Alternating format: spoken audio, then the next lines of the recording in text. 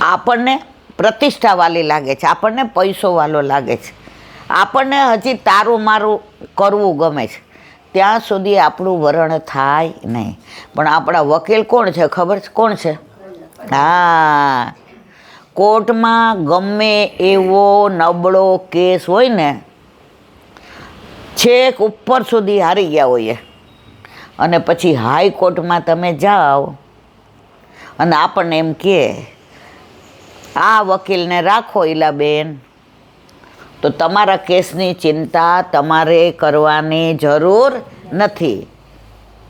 એની fee બહુ છે, પણ આ મારો વલ્લભ તો ફી નથી લેતો. બોલો, એની ફી શું જ ખબર છે? આપણા ઘરે આપણા માથે બિરાજતા આપણા ઠાકોરજીની સેવા સ્મરણ ને સત્સંગ. દયારામભાઈ કહે છે આમાં તને 1% પૈસો લાગતો નથી. તો આપણો વલ્લભ આપણો વકીલ છે, કેસ ચાલે છે ત્યારે અંદર ઓલો સામેવાળો વકીલ દલીલ કરે, નીચલી કોર્ટમાં સાબિત થઈ ગયું છે, અહીંયા સાબિત થઈ ગયું છે, સુપ્રીમમાં સાબિત થઈ ગયું છે, ત્યારે આપણો વકીલ વલ્લભ શું કહે છે? હવે મારો વારો.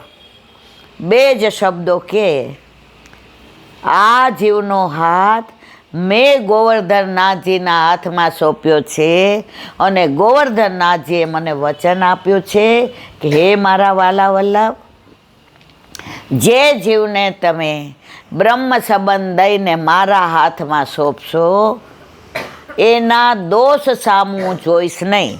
કયા દોષ? રૂપ, ગંધ, સ્પર્શ, શબ્દ, રસ. અને એનો હું ક્યારેય ત્યાગ નહીં કરું. આ કલમ ઉપર બધી કોર્ટમાં આપણે બધાય જીતી જઈએ છીએ. તો લીલામાં જઈએ છીએ ત્યારે આપણો હાથ પકડીને કોણ લઈ જાય છે મારા વાલા? વલ્લભ લઈ જાય છે. અને જેનો હાથ પકડીને વલ્લભ લઈ જતા હોય ને, તો ગોવર્ધનનાથજી વલ્લભને જોઈને મુસ્કાય, મને ને તમને જોઈને નહીં. રાષ્ટ્રપતિના ઘરે આપણે ગયા હોઈએ અને એના વાઈફ એમ કે સાંભળો છો સાહેબ, આ ઈલાબેનને અમે બે હારે ભણતા હતા, પછી રાષ્ટ્રપતિ આપણી યારે રાષ્ટ્રપતિની જેમ રે કે આપણા જીજાજીની રેમ રે? સાચો જવાબ તો દો મારા વાલા. પછી તો આપણો વટ પડી ગયો ને. પછી તો આપણને કાંઈ હોય એટલે અહીંયા આવતી રહે, જસાણી અહીંયા આવી જા. ઓલા રાષ્ટ્રપતિને કે તમે ત્યાં બેસો ને મારી બેનપણી ઘણા વખતે આવી છે. ખરું ખોટું મારા વાલા? તો આપણી તો ઓળખાણ કોની છે? વલ્લભની છે. જેને વિઠ્ઠલનાથ વિચારે રે એને પ્રગટ પદાર્થ.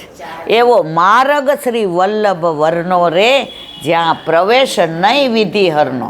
વિધિ એટલે બ્રહ્મા અને હર એટલે શંકર.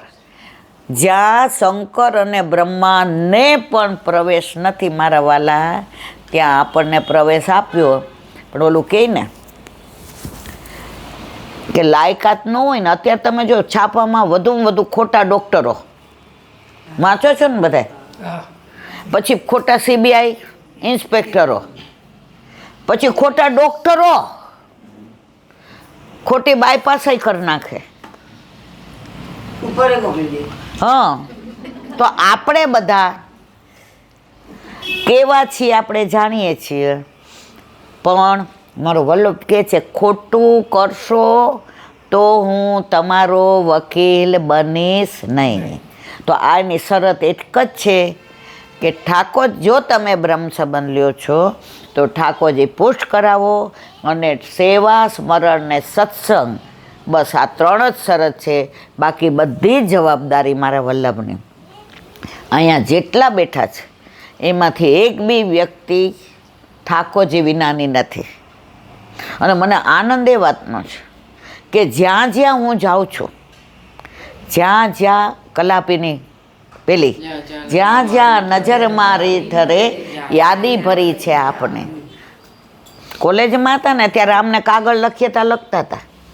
હવે મારા વલા ઠાકોરજી માટે કે ક્યાંય પણ જઈએ, નદી દેખાય તો યમુનાજી યાદ આવે, ગિરિરાજજી દેખાય, અરે પર્વત દેખાય તો ગિરિરાજ બાબા યાદ આવે. ક્યાંય પણ મંદિરમાં કોઈ કે આવું છે તો આપણને આપણા ઠાકોરજી યાદ આવે. મને બરાબર યાદ છે, નાના હતા ને એટલે અમને પરાણે દર્શન કરવા મોકલે. એમાં સૌથી વધુ અમારા ઘરમાં 6 ભાંડાડામાં દાંડ હોય ને તો મને જરાય દર્શન કરવા જવું ન ગમે. કારણ મને તો ભણવું હતું, મારે અધર એક્ટિવિટીઝમાં મને આમાં પહેલો નંબર જોઈએ, આમાં જોઈએ. એટલે મારા પપ્પા એમ કે બેટા 11 ના ન પાડતી હોય ને તે તાર મમ્મી તને ઉઠાડી લેશે. એ બીકથી ને દર્શન કરવા જતા હતા. અને 11 તમે જોજો મોસ્ટલી છે ને કેસરી વસ્ત્રો હોય. હવે આપણે વચનામૃતમાં સાંભળી લીધેલું કે મોસ્ટલી કેસરી હોય. એટલે આપણને કે જાઓ બંગલે દર્શન કરી આવો. હરામ બરોબર છે જાતી હોઉં તો. કોઈને લાગે કે હું એવી હઈશ, પણ જેને વલ્લભ વિચારે ને એ આવા હોય. પછી દર્શન કરવા ના જઈએ અને બેનપણી લઈને અમારે ત્યાં રગડા પેટી સરસ મળતી હતી. એટલે મારી બા બહારનું ખાવા ન દે અમને, બહારનું પાણી પીવા ન દે. એટલે ઓલી બેનપણી એમ કે મારી પાસે પૈસા છે હાલ, પણ બીક લાગતી હતી. ત્યારે એમ થતું હતું કે બહારનું ખાવાની ના પાડે છે ને તો આની પાછળ કંઈ કારણ હશે. એટલે હું એમ કહું ના, મારી બાને ખબર પડી જાય ને તો મારે ઉપવાસ કરવો પડશે. પણ જ્યાં મળતી હતી ને ત્યાં પાછળ એવું હતું ને કે દેખાય નહીં. એટલે મન કે જસાણી કોઈ નહીં જુએ હાલ. પણ જ્યાં આ ખોટું છે ને બહુ ન હાલે. એક દી મારી બાએ પૂછ્યું, એ કે આજે બટા કેવા હતા વસ્ત્ર? મેં કીધું કેસરી. મને કે આજે કેસરી ન હોય, આજે લાલ હતા. અને આપણે જે પછી લેવાઈ જઈએ તો ઘરમાંથી અમને સવાયરા છે. તો આ ગર્ભના સંસ્કાર એટલે જ આપવા જ.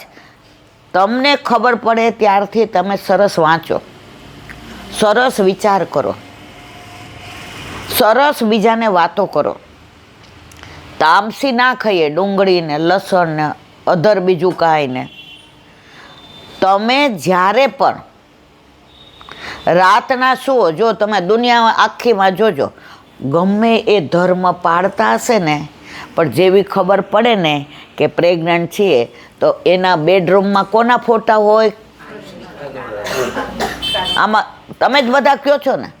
એ ગમે એ ધર્મ પાળતા હશે પણ હશે કાનુડા ને. બધાને કાનુડા જેવો દીકરો કે દીકરી જોઈએ છીએ, પણ કાનુડો શું કહે છે એવું કોઈને કરવું નથી. તમને હું એક નાની વાત કરું. રાજકોટમાં એક જૈન પરિવાર છે. એના સાસુ સસરા, એને એટલા વર્ષથી તપ હોય ને મોઢું બંધ જ હોય. જ્યારે પણ એને કોઈ એમ કહે ને અમારા ઘર લગ્ન છે ને તો આજે જ તમારું મોઢું ખુલ્લું હોય તો આવજો ને. આ જૈનની ભાષા છે. આપણામાં એમ કે અપવાસ એવું બધું ન કહે. મોઢું બંધ એટલે એ લોકો તપ કરતા હોય અને મોઢું ખુલ્લું એટલે એ લોકો. તો એના ઘરે મા સતીજી વોરાવા ગયા.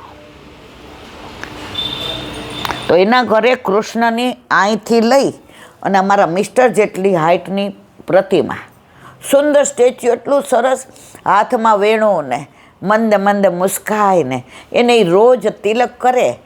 અને રોજ એના ઘરે ચંપોઈ થાય, ગુલાબ થાય, મોગરો થાય, પારસ થાય, એના માળાજી બનાવે અને પછી એને ધરાવે. એને ખબર ન પડે માળાજી કેમ બનાવવા. તો માળાજીના ફૂલ છે ને સીધા હોય, આમ ઊંધા ન હોય. તો એણે ઊંધા માળાજી ધરાવ્યા હતા. તો એક વૈષ્ણવ એના ઘરે કામ થઈ ગયા.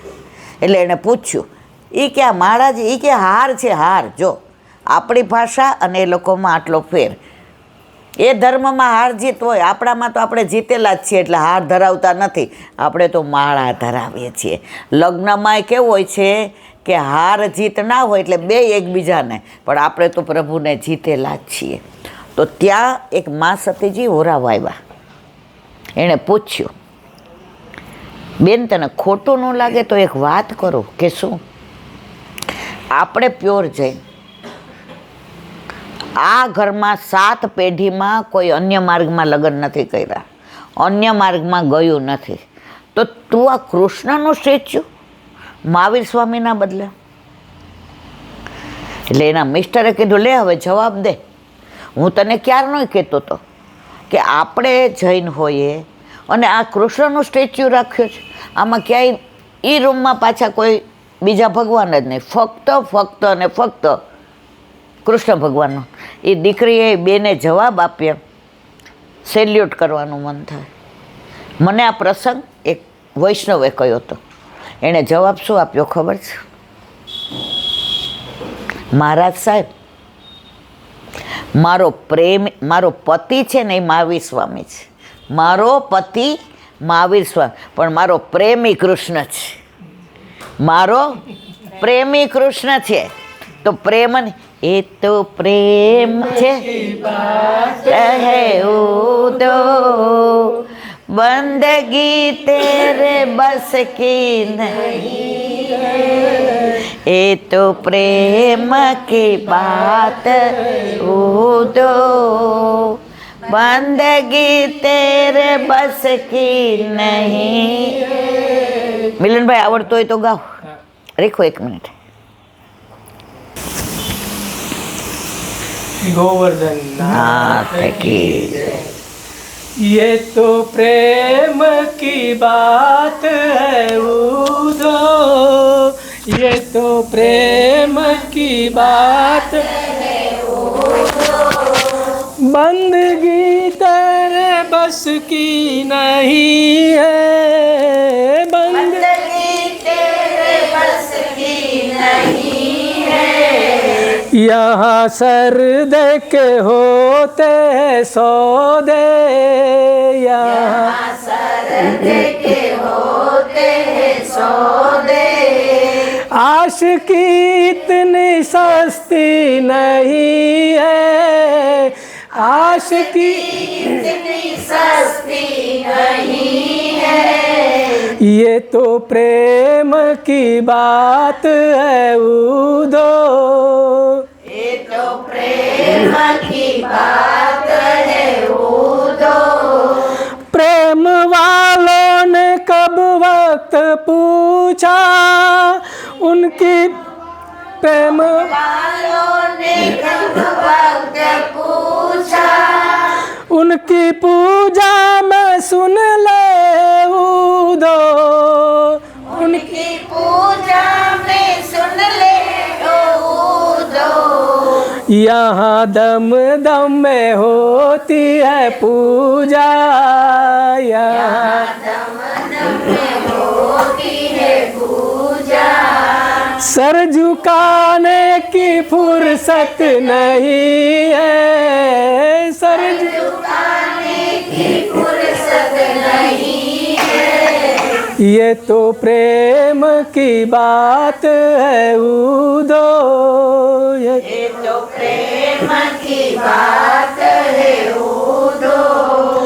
जो असल में है मस्ती में डूबे, जो असल में मस्ती में डूबे, उन्हें क्या परवाह जिंदगी की, उन्हें क्या परवाह जिंदगी की, जो उतरती है चढ़ती है मस्ती, जो उतरती है चढ़ती है मस्ती, वो हकीकत में मस्ती नहीं है, वो हकीकत में मस्ती नहीं है, ये तो प्रेम की बात है उदो, ये तो प्रेम की बात है उदो, जिसकी नजरों में है श्याम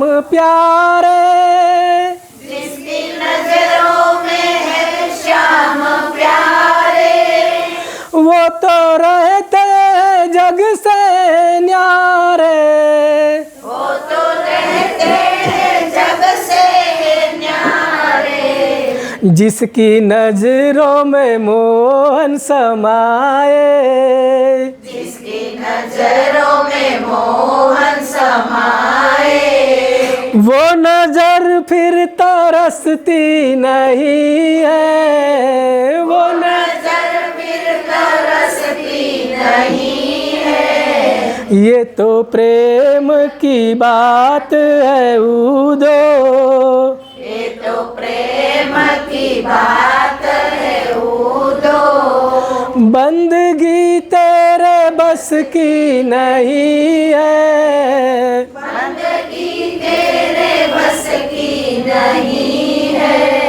यहाँ सर दे के होते सौदे,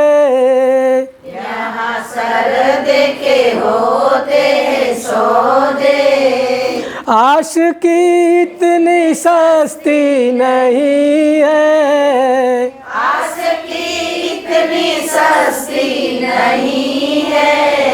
ये तो प्रेम की बात है उदो,